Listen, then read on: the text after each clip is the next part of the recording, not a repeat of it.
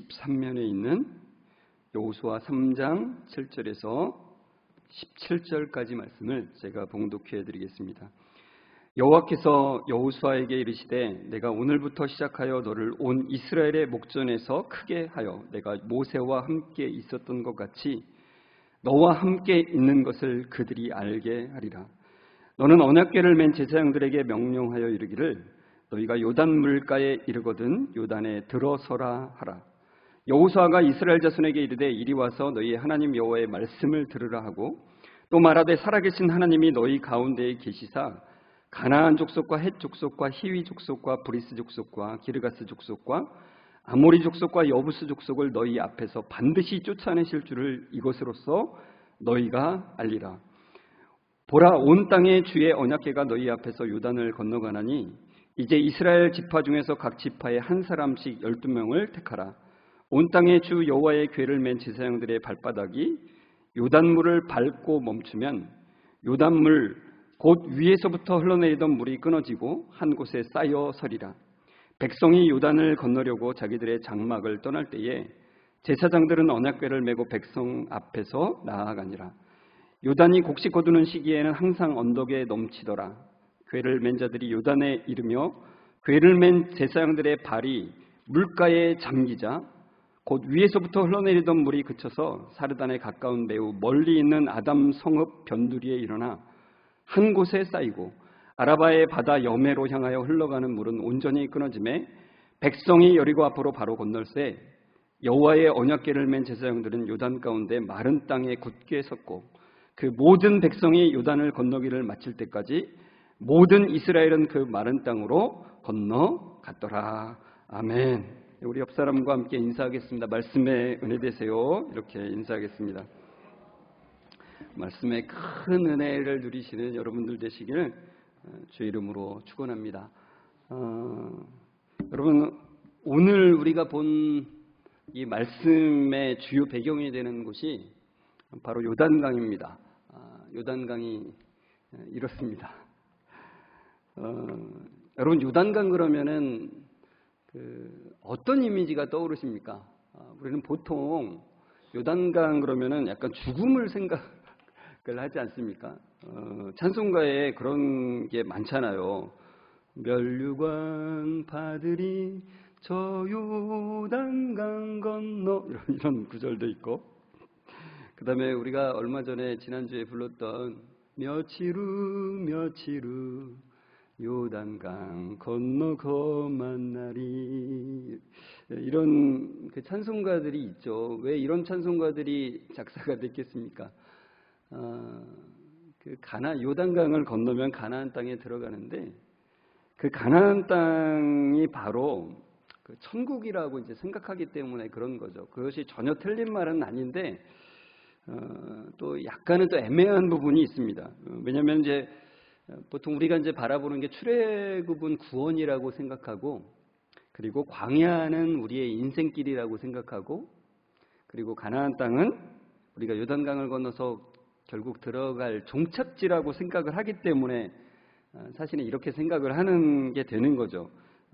그런데 이스라엘 백성들이 불순종하지 않았다면 사실은 광야에서의 방황은 없었고 바로 가나안 땅에 들어가게 되는 거예요.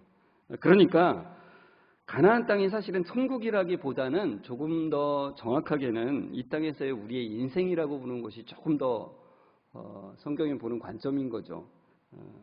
그래서 아무튼 이스라엘 백성들이 이제 정착해서 살아야 될 그 땅으로 이 가나안 땅으로 들어가기 위해서 이 요단강 앞에 서게 되는 거예요.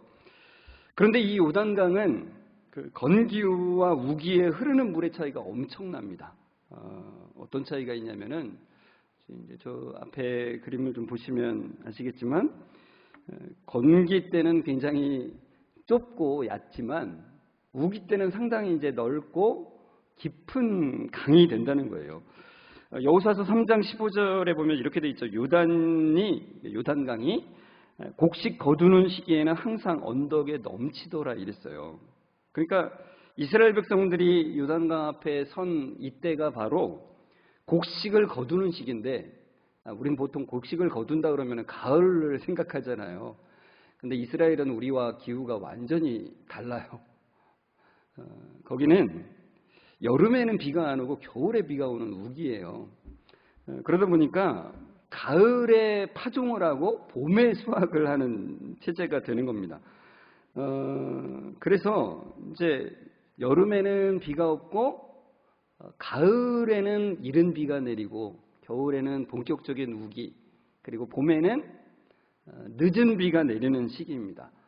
그런데 지금 이 곡식 거두는 시기가 봄이라고 했는데 왜 봄에 이 요단강물이 가장 넘쳐나냐? 이제 봄에는 늦은 비가 내리는 강수량이 많지는 않은데 그래도 비가 내리면서 이제 봄이 따뜻해지면서 저기 헐몬산 위에 얼었던 눈과 얼음이 녹기 시작하면서 그 물들이 이제 봄에 이 요단강 쪽으로 이제 내려오게 되는 거예요. 그러니까 이 봄에 가장 그 수심이 높은 시기가 바로 강물이 가장 많이 불어나는 시기가 바로 이 추수 때가 되는 것입니다. 그러니까 건너기에는 참 힘든 거예요. 보면은 저기 앞에 보시면 아시겠지만 폭이 1.6km까지도 이게 넓어진다는 거예요. 제가 얼마 전에 낙동강 우리 여기 가봤는데 1.6km까지는 안 되더라고요. 낙동강도 폭이요. 그리고 수심은 깊이는 한 4m까지 이제 가게 되니까 그 200만 명의 일반적인 백성들이 그 강을 건넌다는 거는 그렇게 쉬운 일이 아닌 겁니다. 뭐 군사들이야 어떻게든지 다 뭐 작전을 수행하면서 가겠지만 아이들과 노인들이 같이 있는 일반 백성들이 자기의 짐을 꾸려가지고 자기의 모든 생활할 짐들이 다 꾸려가지고 그걸 이동하고 있는 거잖아요. 굉장히 쉽지 않은 일이죠. 근데 왜 이스라엘 백성들은 1년 중에서 가장 물이 넘쳐나는 이때에 요단강 앞에 서게 됐을까? 그냥 우연의 일치라고 생각할 수도 있겠죠. 그죠? 그러나 우연의 일치가 아니라는 거예요. 이스라엘 백성들이 요단강을 건너는 것은 사실 하나님께서 약속하신 그 땅으로 들어가는 것을 의미하죠. 동시에 무엇을 말하냐면은 그들이 불순종해서 방황했기 때문에 이제 새로운 세대가 됐잖아요. 그래서 홍해를 경험하지 못했던 세대에게 하나님께서 홍해를 경험하게 하는 그런 의미가 사실은 여기에 들어있다는 것입니다. 그러니까 요단강을 건너는 것은 그냥이 아니라 홍해 사건과 겹쳐 있는 거예요. 그 홍해의 의미가 이 요단강을 건너는 의미에 같이 겹쳐 있다는 거죠.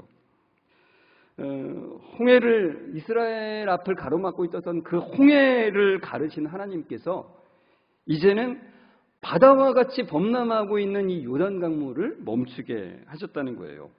그러니까 이스라엘 백성들이 1년 중에 가장 그 수위가 높이 오른 이 요단강물 앞에 선 이유가 바로 그것이라는 거예요. 하나님은 이스라엘 백성들에게 하나님이 어떤 분이신지를 보이기를 원하셨고 그들에게 가나안 땅에 들어가는 의미가 어떤 것인지를 분명하게 알게 하기를 원하셨다는 거죠. 3장 8절에 보면 이렇게 되어 있습니다. 너는 언약궤를 맨 제사장들에게 명령하여 이르기를 너희가 요단물가에 이르거든 요단에 들어서라 하라. 언약궤는 제사장들이 드는 게 아니라 레위 지파 그 중에서 이제 고핫 자손이 이제 나르게 되어 있습니다. 그런데 이 사건은 너무나 중요하기 때문에 여호수아가 이제 이 제사장들에게 직접 매게 하는 거예요. 3장 6절에 보면 여호수아가 또 제사장들에게 이 말하여 이르되 언약궤를 메고 백성에 앞서 건너라 하매 곧 언약궤를 메고 백성 앞에 앞서 나아가니라 이렇게 되어 있습니다. 이스라엘 백성들은 스스로 성결케 하고 이제 이 아주 중요한 일을 앞두고 몸을 정결케 하죠. 그리고는 제사장들이 앞에서 이제 언약궤를 메고 갈 때 약 2,000규빗을 거리를 두고 가게 해요. 그러니까 하나님의 그 영광에 대한 그 어떤 뭐랄까 존경의 표시인 거죠. 2,000규빗. 그것은 지금 우리의 미터 단위로 보면은 약 900m 정도 되는 겁니다. 그러니까 굉장히 생각보다는 멀죠. 그 900m의 거리를 두고 따라가게 되는데, 그런데 이제 큰 강을 건너려면 우리가 이제 얼핏 생각할 때 그러잖아요. 저 큰 강을 제사장들이 먼저 거기를 이제 통과해야 되는데 도대체 어떻게 하라는 거냐. 많은 생각들이 제사장들의 머릿속에 스쳐갔을 것 같아요.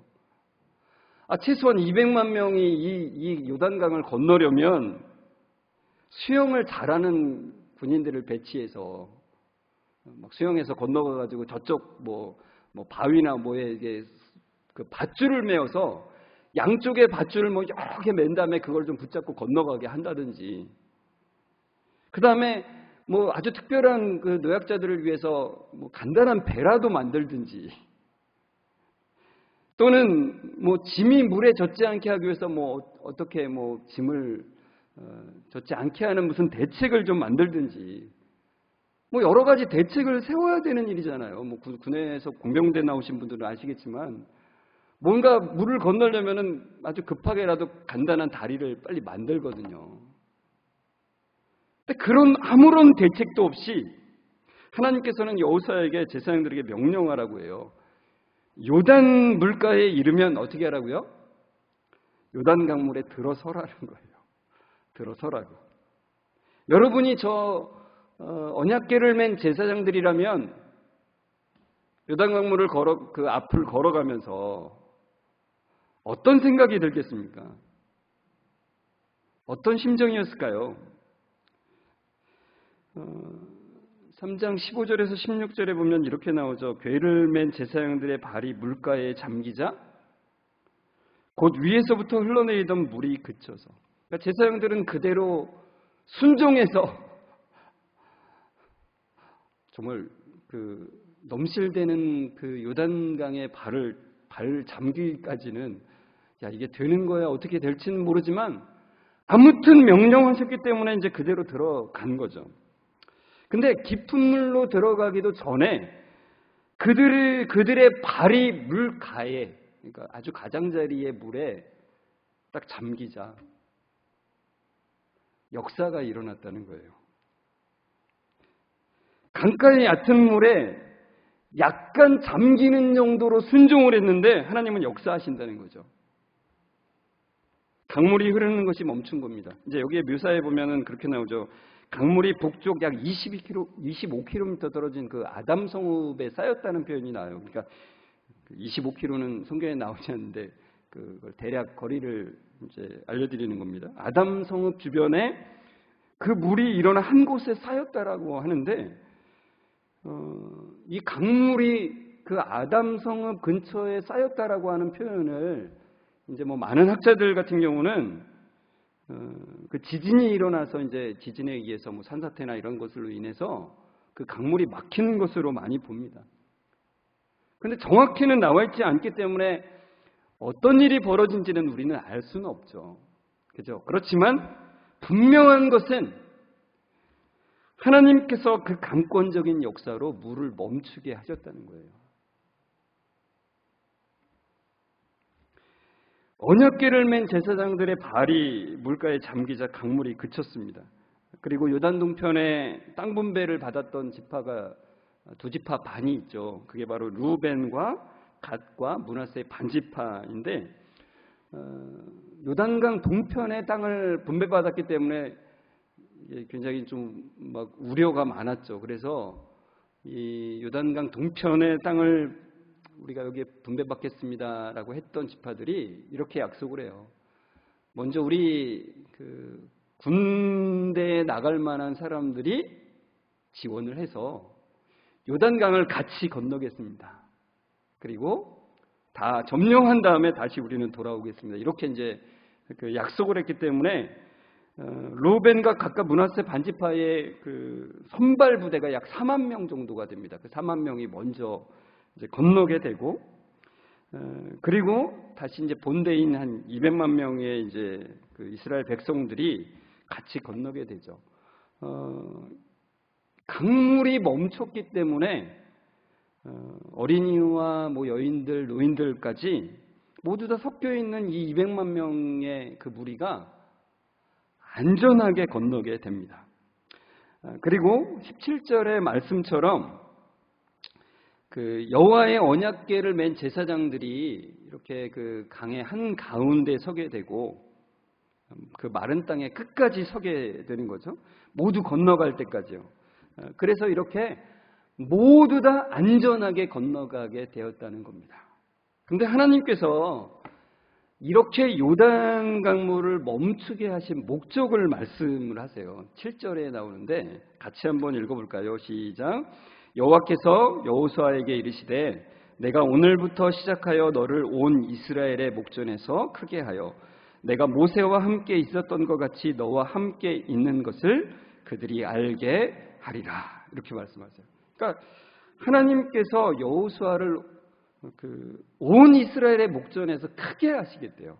그러니까 모세와 함께 하셨던 것과 같이 여호수아와 함께 있는 것을 그들이 알게 하려 하신다라고 말씀을 하십니다. 그런데 하나님께서는 여호수아를 통해서 백성들에게 그 엄청난 기적을 여호수아를 통해서 베푸신 게 아니잖아요.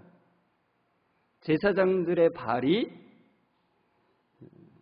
그 물 가에 잠기자 그치게 하셨던 거죠. 그러니까 여호수아를 통해서 하신 게 아니라 제사장들을 통해서 하신 거라는 겁니다. 그러니까 그의 리더십을 단순히 부각시키지 않으시고 온전히 하나님께서 여호수아와 함께 하신다는 것만을 보이시는 거예요. 그러니까 단순히 그의 위상을 높이고자 하시는 게 목적이 아니라 여호수아와 함께 하신다는 걸 보이심을 통해 하나님께서 이스라엘 백성과 함께 하신다는 것을 보이고 계시다는 겁니다. 그 다음에 또 하나의 목적이 이제 10절에 나오는데요. 10절 말씀 같이 읽겠습니다. 시작.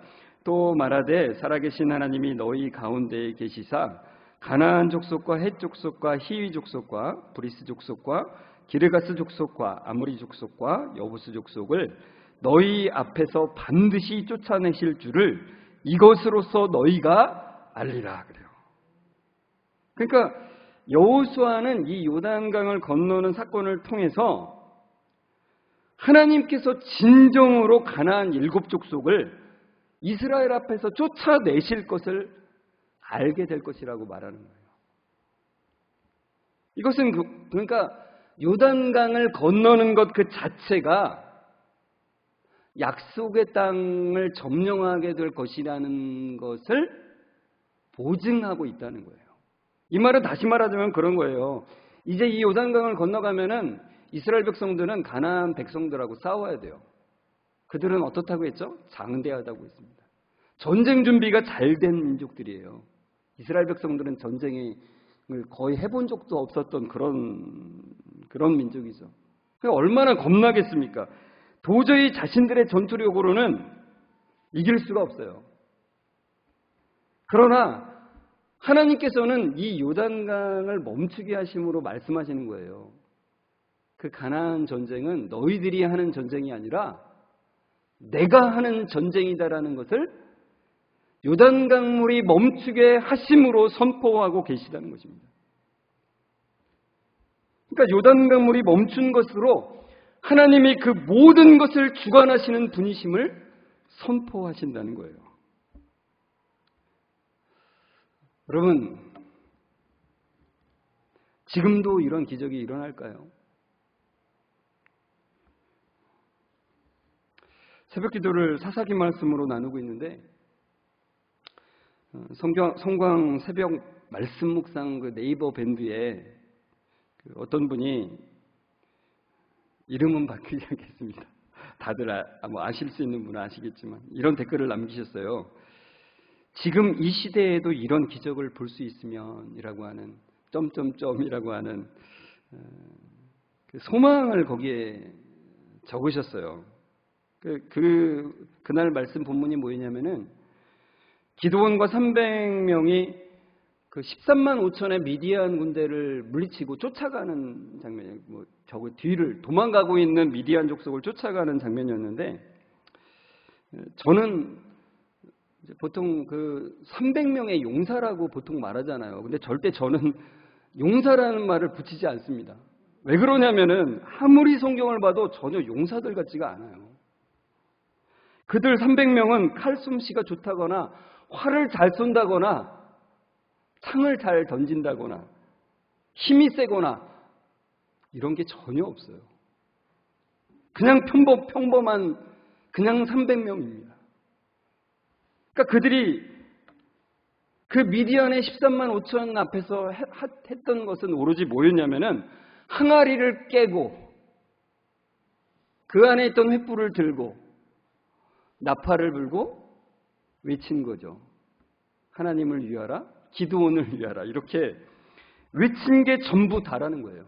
그러니까 객관적인 전력으로는 이길 가능성이 전혀 없습니다. 그러니까 300대 13만 5천의 그 싸움에서 300명이 이길 수 있는 가능성은 뭐 쉽게 말하자면 이런 거라는 거예요. 우리나라 축구대표팀과 양산초등학교 1학년 일반 축구대표팀이 경기를 해요. 근데 우리나라 국가대표팀이 절대 봐주는 거 없이 전심전력으로 경기를 했을 때 그렇게 싸웠는데 양산초등학교 1학년 일반 대표팀이 축구대표팀이 10대 0으로 우리나라 국가대표팀을 이기는 가능성과 비슷하다는 거죠. 어떻게 상상이 되십니까? 별로 축구에 관심이 없으셔서 별로 상상이 안 되시나요? 저는 상상을 해보면은 너무 웃긴 게요. 너무 웃겨요. 도저히 일어날 수가 없는 일이잖아요. 그런 일은. 그러니까 불가능이라는 거예요. 불가능. 그런데 그런 불가능이 300명이 13만 5천 명을 이기는 일이 벌어진 거예요. 이 말씀 앞에서 그분이 이렇게 댓글을 단 거죠. 지금 이 시대에도 이런 기적을 볼 수 있으면. 근데 하나님께서는 아무 때나 이 세상 만물의 일반 법칙을 깨는 것을 일부러 하지는 않으세요. 아무 때나. 그럼 어떤 때 하느냐? 꼭 필요한 의미가 있을 때 하시는 거죠.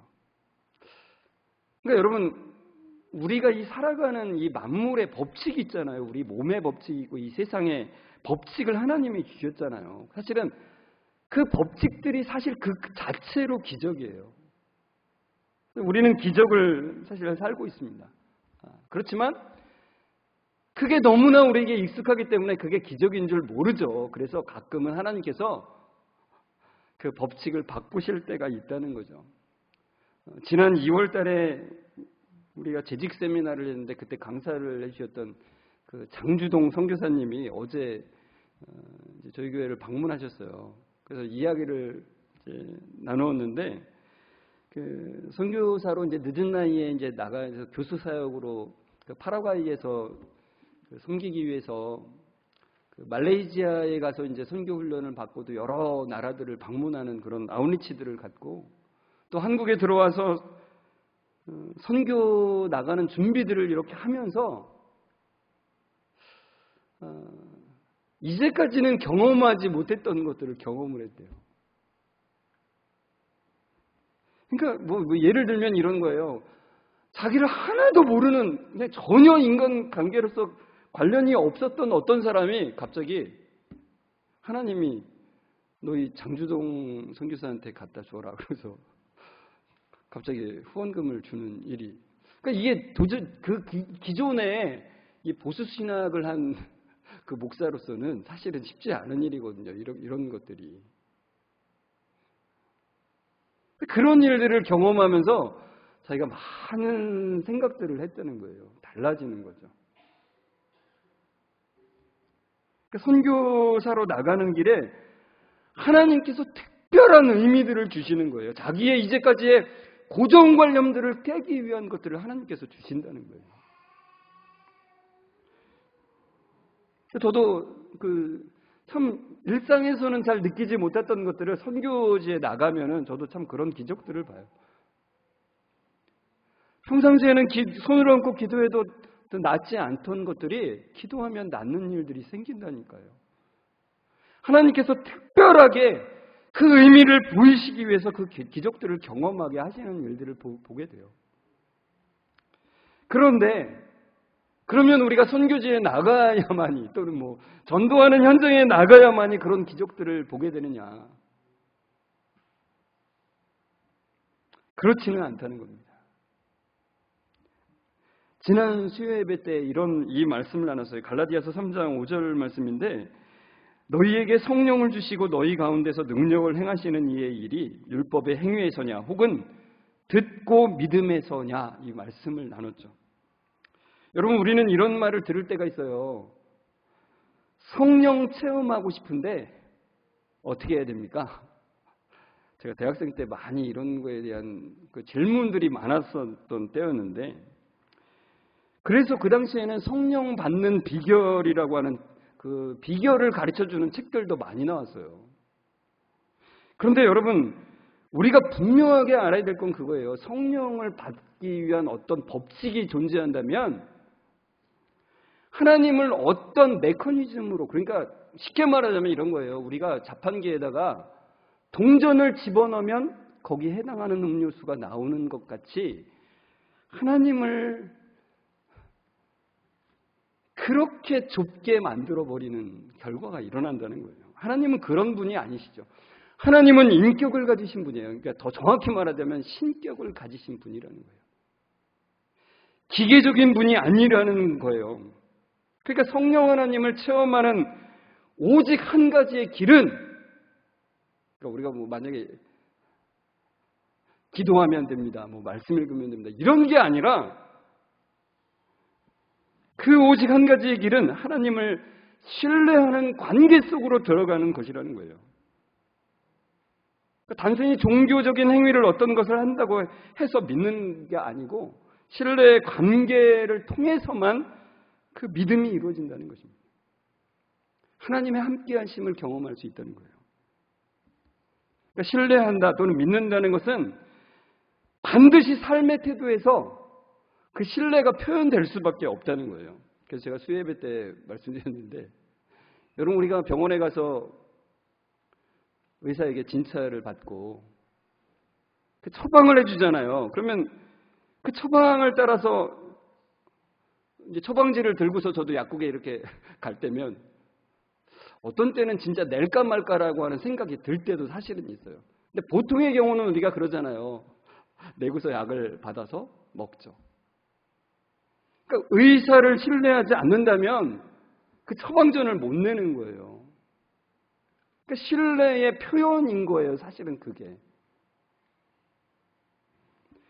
그런데 우리가 하나님을 신뢰한다는 것은 의사를 신뢰하는 것 이상이죠. 의사와는 물론 이제 조용히 집사님이 저에게 약을 처방해 준다면은 굉장히 신뢰도가 달라질 거는 같아요. 너무나 그 처방전은 너무나 신뢰로 가득 찬 처방전이 될 것 같아요. 그렇지만 보통 우리가 의사분들하고 인격적인 그런 관계는 잘 안 돼 있잖아요. 근데도 믿잖아요. 믿음의 표현들을 신뢰의 표현을 하잖아요. 근데 하나님과의 인격적인 신뢰가 있다면 우리의 삶에서 그 신뢰가 표현될 수밖에 없다는 거예요. 그러니까 그 신뢰가 순종을 통해서 드러나게 될 때 우리는 보다 더 깊은 신뢰의 관계로 들어가는 거죠. 그리고 성령님을 더 경험하게 되는 그런 역사들을 경험하게 되는 거예요.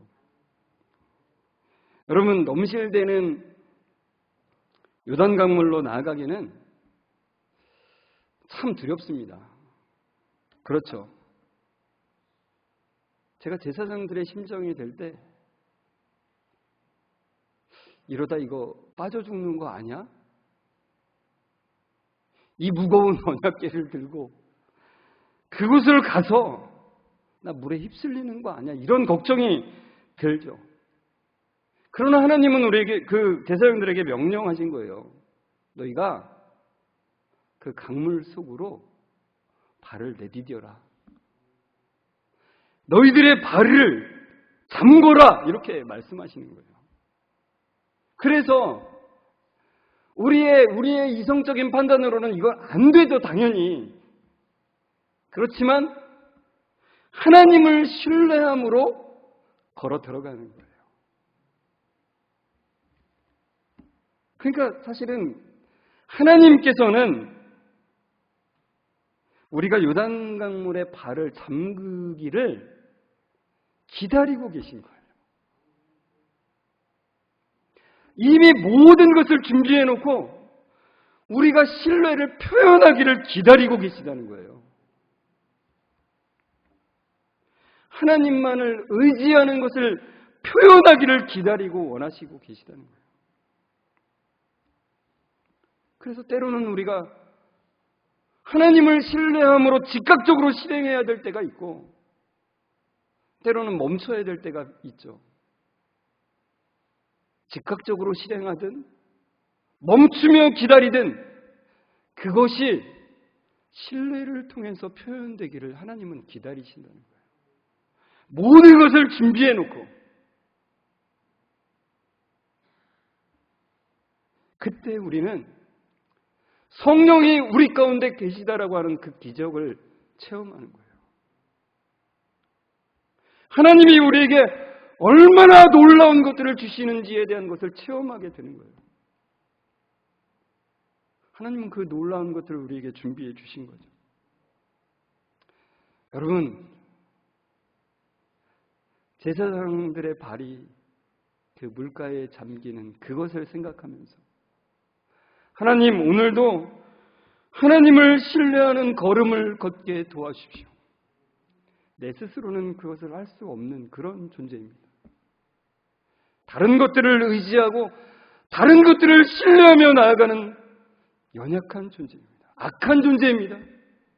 주님 은혜를 베풀어 주셔서 오늘도 신뢰의 걸음, 제사장들이 나아갔던 그 걸음을 오늘도 걷게 하여 주옵소서라고 하는 기도가 여러분들 가운데 끊이지 않기를 주의 이름으로 축원합니다. 우리 같이 말씀을 보면서 생각하면서 찬송가 86장 3절을 우리 같이 불렀으면 좋겠어요. 가사가 이렇게 됩니다. 내가 요단강 건너가며 마음이 두려워서 떨 때도 주가 인도하시니 어찌 두려워하랴. 미쁘신 나의 좋은 친구, 내가 의지하는 예수 나의 사모하는 친구, 나의 기도 들으사 응답하여 주시니 미쁘신 나의 좋은 친구. 우리 함께 주님을 의지하는 마음으로 신뢰하는 마음으로 그 신뢰를 표현하기를 소원합니다라는 마음으로 같이 찬송했으면 좋겠습니다.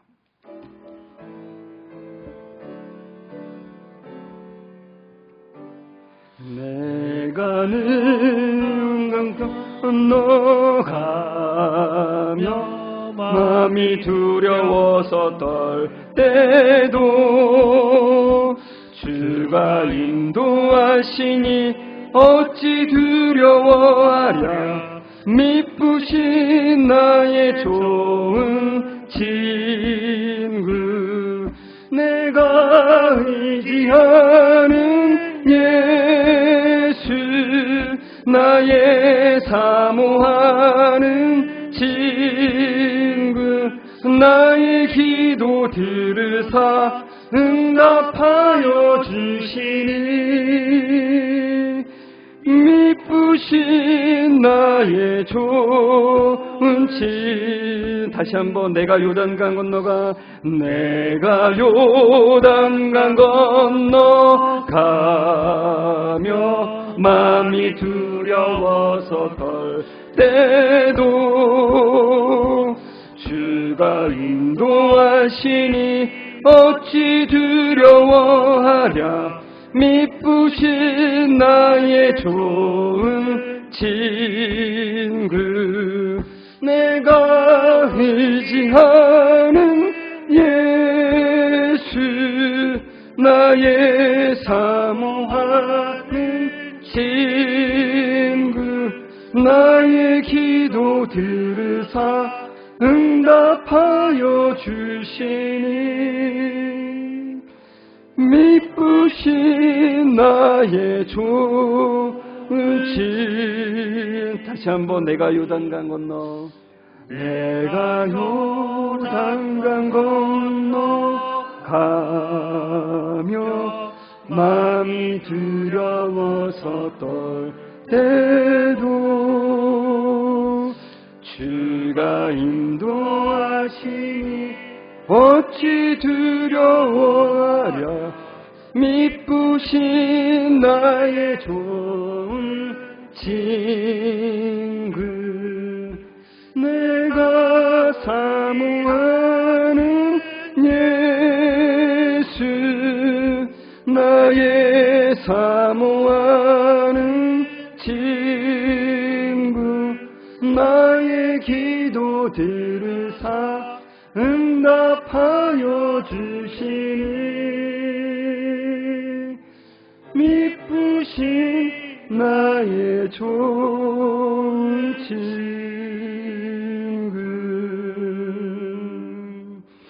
하나님, 우리의 삶에 놓인 요단강들이 너무나 많이 있습니다.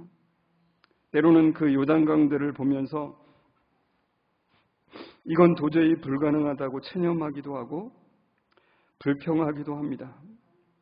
하지만 언약궤를 맨 제사장들에게 강물로 나아가라고 하시고 그 신뢰의 표현을 통해서 하나님께서 준비하신 놀라운 일을 경험하게 된 것을 봅니다. 많은 것들을 준비해 놓고 계시는데 우리가 신뢰가 아닌 불신의 표현을 통해서 그것들을 볼 수도 누릴 수도 없는 때가 많음을 고백합니다. 주님, 신뢰하는 은혜를 주시고 신뢰로 하나님만을 의지함을 표현하는 은혜를 허락해 주옵소서. 그래서 우리의 삶에서 성령 하나님을 경험하는 놀라운 삶이 되게 하여 주옵소서. 한 주간 살아가는 동안 더욱 성령님과 동행함으로 하늘의 풍성함을 누리는 날들이 되게 하여 주옵소서. 모든 영광 하나님께 올려드리며 예수 그리스도의 이름으로 기도드리옵나이다. 아멘.